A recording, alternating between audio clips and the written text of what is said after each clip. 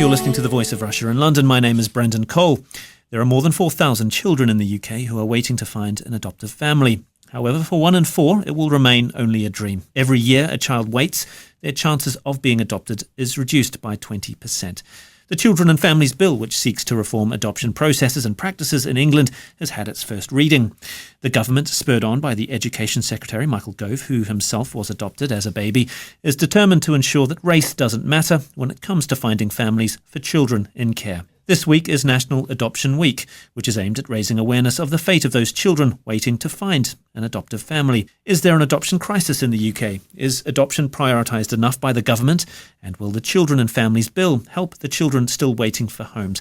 What about the 67,000 children in care? Is the government failing them? Well, to discuss this, I'm joined in the studio by David Akinsanya, who's an adoption campaigner and presenter of the Channel 4 series Find Me a Family. Also here is Dr. Derek Curtin, who's a reader in social policy and social work at the University of Kent. In the studio here, as well as Stephen Whitehead, who is an adoptive father and trustee at Adopt a Better Way. On the line, we're joined by Nushra Mansouri, who is herself a social worker. First of all, it's Adoption Week this week. David, is there an adoption crisis in the UK? I think there is. I think there has been for a long time. The present government has put a lot of emphasis on adoption. As someone who cares about all children in care, I'd say that there's a crisis in the whole of the childcare system at the moment. Derek, is it right to speed up the process, which seems to be the thrust of what the government is trying to do at the moment? I think for many children, yes. I mean, I think when adoption is the right pathway for a child, then of course it's right that happens as quickly as possible. I think we do have to see adoption within a wider child welfare system where there are other routes for children as well. And I think the key thing is to make the right decision for children. And there is a slight concern that too much emphasis on adoption may detract from other viable options for children. Stephen, you adopted 2 children from Guatemala. You're actively involved in working towards improvements to the adoption system in the UK over a decade. Does that suggest that, for your own personal experience, was it a difficult process in the UK and that's why you had to leave the UK to go through that? There's kind of 2 sides to it. One is, yes, we had a difficult experience, but that's because the structure and the process was hugely inefficient. And I think that continues today. I mean, I sit on 2 adoption panels, and one of the things that I'm very, very conscious of is the permanence for children needs to be achieved, whichever way it happens to be, whether it's fostering or adoption, needs to be achieved in the most efficient way, and that the best interests of the children really do need to be brought to the front. And unfortunately, things like the Human Rights Act and the way that's being used sometimes means that their best interests are being balanced against those of the parents, which frankly is wrong. Children have to come first, and finding the right solution for the children, whether it's adoption or another form of care, has to be found as quickly as possible. And whatever relationships they build during the course of that process have to be extended throughout the whole of their lives. That's where the system starts to go wrong. Some of it's about money, some of it's about structure, some of it's about policy. Most of it is about the fact that we don't actually have a coordinated structure for the whole country. Your children are teenagers now, so this happened a few years ago. But what were the barriers that you encountered when you tried to adopt children here in the UK? Well, the first thing we were told was that we were too old and too white and too middle class, virtually using those words. Really? By the local authority? By our local authority, yeah. Which we thought was, well, I mean, A, disappointing, but B, we actually thought that they were wasting what we considered to be a valuable resource. My wife's a special needs teacher. We had quite a lot to offer, we thought, in terms of our family background. Most of my nephews and nieces are half Japanese. I'm half Croatian. I did Russian at university. I've lived and worked around the world. We thought we had quite a broad spectrum of things to be bringing to the table, and to be turned down after a 15-minute interview without really having any of those things considered seemed to us to be a waste of a potential resource for children who need families. That was, as you say, quite some while ago, and I would hope that wouldn't be the case anymore. Unfortunately, the way in which the process is structured in the UK, where local authorities are financially disadvantaged from bringing in children from another local authority. I mean, there is a serious cost to them if they have adopters in their own local authority adopting from outside the local authority, so they don't do it. So rich, middle class, white suburbs of West London only take on probably 10% of the families they potentially could prepare as adoptive families, because there is such a financial disadvantage if they bring in children from other areas. Nusra Mansouri, is that a common occurrence where prospective adoptive parents are told that they're too middle class and too white? I mean, that shouldn't happen. That is really poor practice, and people shouldn't be discriminated against on those grounds. And I won't take anything away from Stefan's experience. That shouldn't have happened to him and his partner. I wouldn't like to say that that's a common experience either, because representing social workers and knowing what they do day in and day out and how they actually assess people in terms of whether they are appropriate people to adopt children, I mean, that is the bottom line, and what they can offer children who need adoption. I guess nobody's disputing the very difficult process that social workers have to go through to make this kind of assessment. But certainly media reports in the last few months, a lot of it is about how the adoption process is very difficult for prospective parents. Is the process too long-winded? Is there too much form filling? Is it too difficult for them? There are some things that I think can be improved in terms of bureaucratic processes, but the one thing that I think we should never compromise on is robust assessment processes to make sure that the right kind of people do come through those systems so that they can successfully adopt children, because in every situation there's always a tiny minority who may have the wrong intentions towards children, and we don't we want to make sure that we've got the right checks and balances within a system so that we don't get people who would be completely inappropriate adopting children who obviously have got very high needs because they've come into care in the first place. Britain is changing and the fabric of British society is changing. It's more multicultural, more multi-confessional. Is that being taken into account now compared with, say, a generation ago? Yes, it is. And, I mean, it's not even with this current Children and Families Bill, but we've got legislation and we've got policy that makes it very clear that it isn't saying that one characteristic of a child is the dominant characteristic that an assessment's based on. It has to be about whether adopters can meet the needs of a child, so that if we're talking in the context of a child's ethnic background, it's not about saying can we get this perfect match, because I don't think that's possible all the time and that's not realistic, but it's looking at that child, their needs, and whether that adoptive family can actually meet the needs of that child. You're listening to The Voice of Russia in London with me, Brendan Cole. This week is National Adoption Week. With me to discuss adoption in the UK is David Akinsanya. He's an adoption campaigner, journalist and presenter of the Channel 4 series Find Me a Family. Also here in the studio, Dr. Derek Curtin, reader in social policy and social work at the University of Kent, and Stephen Whitehead, an adoptive father and trustee at the group Adopt a Better Way. On the line is Nusra Mansouri from the British Association of Social Workers. Stephen, your response to that? The point I would make is that as somebody who sees far too many home studies, one of the issues that I would have is that the balance between assessment and preparation is too heavily biased towards assessment. There is a much greater role for preparation for prospective adoptive parents, and sometimes some of them are turned down or not taken through or put off from the process because they are not adequately prepared as part of their assessment process. And I think in terms of then their ability to parent children from different ethnicities or different faiths, again, that should be a much greater part of the preparation process, and that's where quite often things fail. And I think, but one of the reasons for that is the fact that we don't have a really unified system. Each local authority effectively does what it wants to do, and very much reflects the thought processes and feelings and sometimes policies and politics of the person who's at the head, and that again is where we're failing so many children. But won't they be taken care of by the National Adoption Gateway? I mean, the idea of that is to streamline the current system. I mean, do you have any hope that can work? No, because they don't have sufficient sticks and carrots to improve the systems within local authorities. And the other thing is, it's not just, at the moment they're very much focusing on the preparation of on the assessment of parents. That isn't where the vast majority of the delays actually are for the children. And one of the problems that means is that they're in care for an extended period of time. They very often have multiple placements, and actually they're more difficult to place because they've had greater difficulties in their lives by the time they get there. I was going to say, back in the 80s, I campaigned with a group called Blackening Care to try and get more black foster and adoptive parents, because I'd seen what had happened to a lot of those children that had been transracially placed, and a lot of that was negative.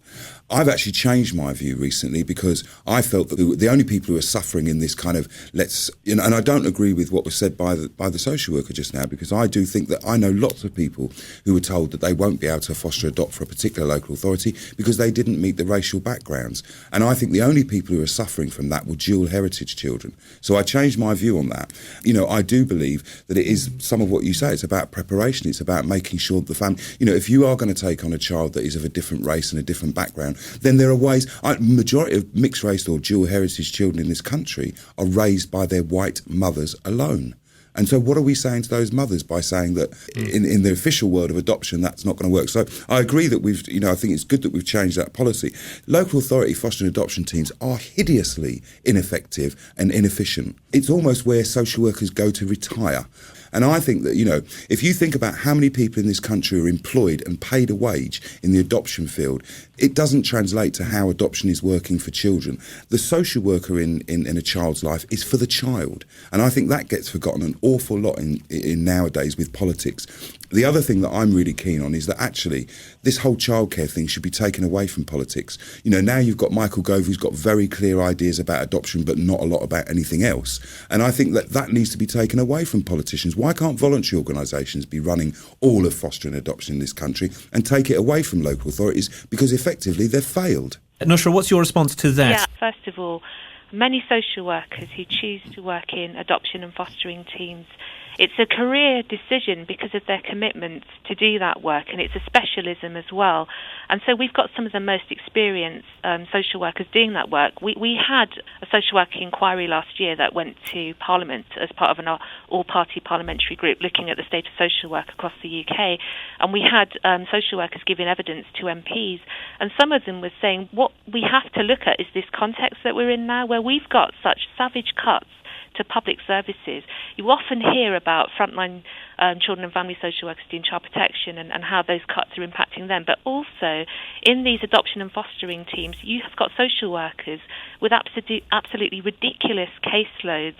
So we're piling more and more work onto public sector social workers, expecting much more from them. We're only talking about we haven't got the capacity and the resources. We're only talking about 4,000 to 6,000 children. If you tally up how many people are working foster adoption in this country, in the voluntary agencies, the church organisations and local authorities, there's an awful lot of adults in that business. And I don't think that, if you're talking about only 4,000 to 6,000 children that this is affecting, that doesn't add up.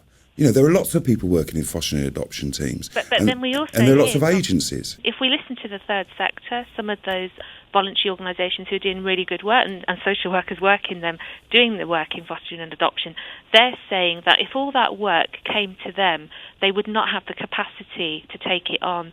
That they have gone and said that publicly in the last 6 months. I know from Bernardo's, and I'm trying to think of the other organisation, but they've got concerns about that. I want to bring in Derek again. Of the Children and Families Bill, Clause 1 suggests that could actually seriously speed up the process. It would mean that there will be no court decision required. What do you make of these measures? Is this going to speed things up? Because from what Nushra is saying, it's as much an issue about resources, about huge workloads, about money. I think it's certainly about all those things. I think, and Stefan's mentioned earlier on some of the financial aspects between local authorities and there are similar kind of issues sometimes between local authorities and voluntary agencies. But there's resourcing right across the board. I mean, the turnover of social workers that impacts on planning, resources for assessing parents. The background to a lot of these decisions. So yes, I mean, resources do matter. I mean, just to come back on David's point, I mean, I think although we're talking in the adoption field about 4,000 to 6,000, I mean, if you talk about fostering as well, that's 50,000 children. And of course, by its very nature, even in a slimmed down version, I think we all understand that the task of assessing families, finding matches and so on is not an easy one. It's not something that can be... But it is only a one-off payment. You know, if you think about the money concern, it's a one-off payment of 15,000 as opposed to a weekly fee of 400 if a child's in foster care, and a massive amount of money if a child is in residential care. And so, you know, adoption does save money. It saves the government, it saves the country a lot of money. Stephen, you want to jump in, Stephen? If you just think about it, same social workers producing 3 or 4 variations on exactly the same report with the same information. And you just go, how stupid is that? Why are we doing one report for the court and one report for a panel and one report for these people? Well, you know, let's just get the whole thing sensibly streamlined. Anywhere else, if it was an industry, you would no longer have people doing 4 different reports containing exactly the same information. You know, yes, and the other thing is, I get very perturbed by the fact that we this turns into a whole blame system.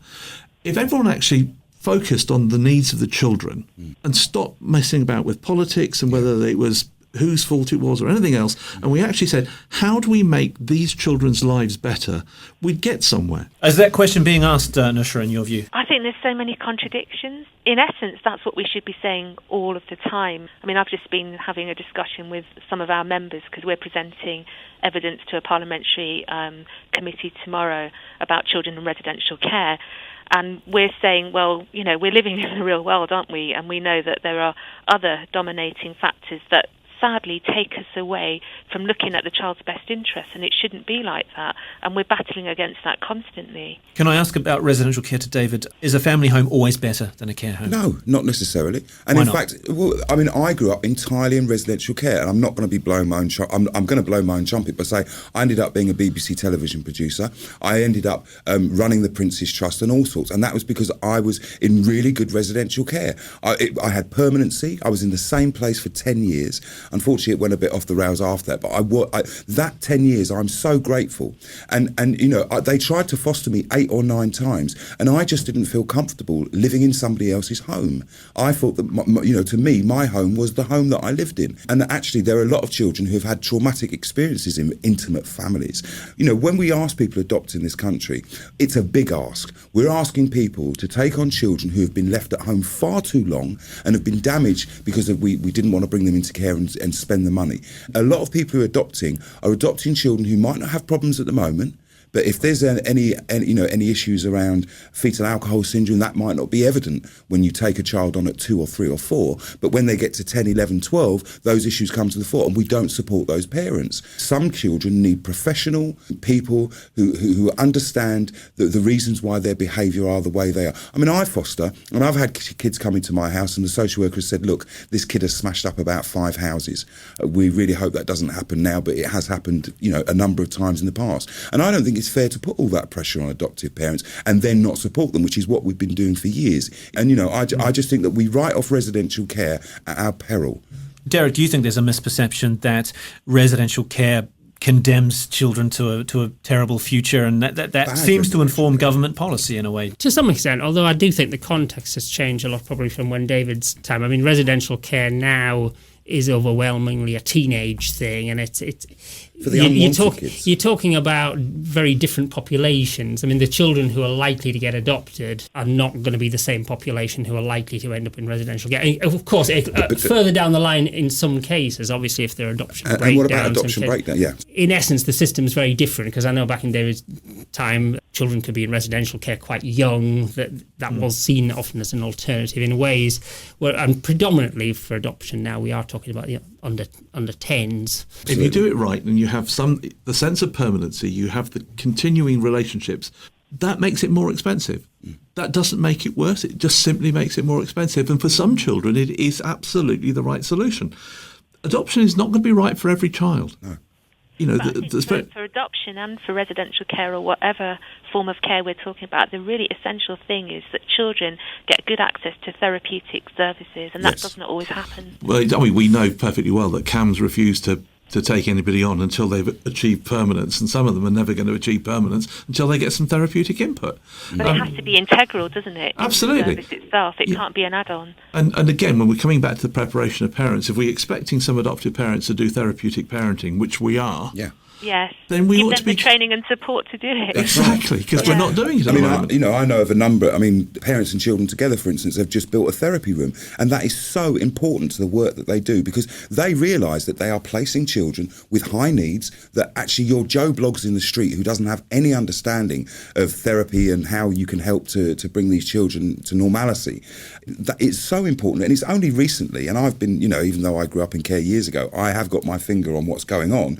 And the bottom line is, I've spoken to lots of adoptive parents who said we were not supported. All of a sudden, Johnny started doing X, Y, and Z, and we didn't know what to do. And we were considered to be just a normal set of parents. We had to make claims on the resources that were available, just like any other parent. Well, why didn't social workers put that in place beforehand? He argued for was statutory support, that it should be made statutory within the Children and Families Bill. Here's an opportunity, but the government haven't gone for that. I think what they've said is they're prepared to put some money into it, and I think there's a time frame around the years for that post-adoption support. Which is ridiculous, because, as a parent of two teenage children, up until now, frankly, we've had it relatively easy, and now we're not having it quite so easy, because that's one of the things that adolescence and teenage years bring. But I think the other thing is that having an intellectual understanding of what the role of being an adoptive parent is, especially if it's a transracial or international placement or anything with sort of add-ons, if you want to call it that, having the intellectual understanding and actually having a visceral understanding are two completely different things. And it's not until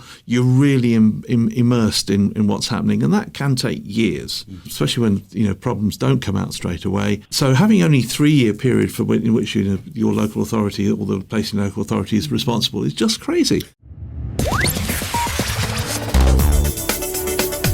You're listening to The Voice of Russia in London. We're discussing adoption in the UK with David Akinsanya, Derek Curtin, Steven Whitehead and Nusra Mansouri. It should be statutory, the actual post-adoption support, and that should go on. It should be a as and when basis. It's not about, the first 6 months or the first 12 months. It's when it's needed. There might be times when it's not needed at all, but all, adoptive families and all young people who've been adopted should have confidence to think there is support there if I need it. I can call upon it, because actually, as David said, if somebody's got fetal alcohol syndrome disorder and that comes out years later or whatever it is, it should be responsive in that way. Ethnic matches important. Is this reliance, or at least basically prioritising ethnic matches for children and parents? Do you think there's been too much of an emphasis on that in the last few years? No, I think there's been an incorrect emphasis. What should be being emphasised is the ability to support the child in their ethnicity and their heritage. Whatever the colour of the parent may happen to be, they need to be assessed as being able to do that role. Perfect example, we had a placement at one panel, and the child was Nigerian, of Nigerian heritage, and so were the parents. And I went, have we actually checked? If we've got the wrong ethnic groups, that's actually an issue. Nigerian doesn't cut it. We need to be looking below that. So it's actually about assessing the parents' ability to support that child in all of their needs, including their ethnicity and their heritage. What about, David, when prospective adoptive parents fill out the form, what kind of child do they tend to want? Do they want somebody of their own ethnic background? And I'm just wondering, do parents change their criteria when it's explained to them actually that, maybe you should look further afield, perhaps? I foster. A long time I got given just dual heritage children. And then all of a sudden I started working with white children as well. I've got 2 teenagers who I've worked with over the years who are white. And to be honest with you, they don't care what colour I am. They don't care. They just want me to understand them and have an understanding of them. Let's just say that back in the day, adoption was a middle class pastime. It wasn't for working class people, it wasn't for people of colour. So I think we did have to have that kind of emphasis put on what about the race of this child, because that wasn't taken into consideration when I was young. I know lots of mixed race children who were brought up in what were called rainbow families, and these kids were actually placed in adoption in those situations. So we did need to look at it, but I do think it went too far. And I think if we say we're living in a multicultural society, where, as I said before, the majority of dual heritage children are brought up by single white mothers, I think that we need to open it up a a bit more? I do think there has been a move in a more flexible direction on these things, and I think there are still pockets of rigidity in that, but I think that in the most part, I think all the research suggests that most social workers are a lot more flexible about this than in the past. And I was saying to David earlier, if you look at the actual official stats, I mean, mixed race children, for example, are adopted at the same rate as white children. So it's, they are certainly not. And interestingly, to the extent we know these things, and we don't know enough about it from a research point of view, they are adopted into a mix of families, white families, mixed families, black and minority ethnic families, and so on. So I think there is quite a lot of that flexibility already there. Perhaps one or two other groups where not quite to the same extent. We're running out of time. I just want to get Steven's view. I mean, your group, Adopt a Better Way, is calling for the walls between boroughs to be broken down. Can you explain that idea and how can that be put into practice? Well, very briefly, I mean, what we're suggesting is that each child gets a budget. They get assessed for their needs, and that budget comes from a central pot. And therefore, all these issues about this borough does this borough does that, we want to use our own in-house carers, we don't want to use voluntary agency carers because we think they cost more and all that. All of that just goes... Isn't that about people protecting their jobs and not thinking about the child again? Well, if all of them then became effectively independent agencies and they all had to compete for the same budget, then perhaps we might see an increase in the quality and volume of people. But fundamentally, the way I think about it is I look at both my kids have got special educational needs. They have various other things that they may want or need. And therefore, if they've been assessed and they were continually assessed and they had a budget which they could then go and spend, could then be spent on their behalf. But if they're for international adoptions, how is that going to work? You're going to get the budget from Guatemala. No. Where does that money come from? Because they've not come through the care system. No, yet, I'm talking about I'm not talking about internationally adopted children because they have no recall on national resources. I'm talking about domestic adoptions, and in domestic adoptions, we feel that every child should be given a budget, and that budget should be determined by their assessed needs. So whether it's for residential care or whether it's for an adoption plan or whether it's for long-term foster care, doesn't really matter. They have a budget that meets their needs, and it then takes away all the fighting and all the struggles, and whether it's this authority or that authority, and the fact that local authorities don't prepare enough adopters because if they give them to another local authority, all they're doing is inheriting a cost and all that sort of thing. All of that then disappears, and once again we're able to then focus on the needs of the children, which have been assessed and which are going to be paid for nationally. Nushra, what do you think of that idea? I think it's a novel idea because I think previously it's been talked about budgets being given to the adults, as in the adoptive parents, carers. The other thing I'd say to that is when we've talked about individual budgets going to people, we must absolutely make sure that alongside that budget there are the right resources there to actually purchase, because that doesn't always happen because you've got a postcode lottery of supports and its agencies and what's available. So that's another kind of contingent to that, I think. That's why it should be taken out of local authorities' hands, because it should be national. And also the other thing that I think is really important is this political cycle. Don't forget, social workers and people who work in this area have to work with a political cycle that goes on every 5 years. It's about getting voted and about about politics rather than about the service that we're delivering. Well, that's a good place to leave it. Sadly, we've run out of time. That's David Akinsanya, who's an adoption campaigner and presenter of the Channel 4 series Find Me a Family. Also here in the studio, Dr. Derek Curtin, reader in social policy and social work at the University of Kent, and Stephen Whitehead, an adoptive father and trustee at the group Adopt a Better Way. On the line, I was joined by Nushra Mansouri, who is a social worker. Thank you all very much for joining me, Brendan Cole, on The Voice of Russia in London.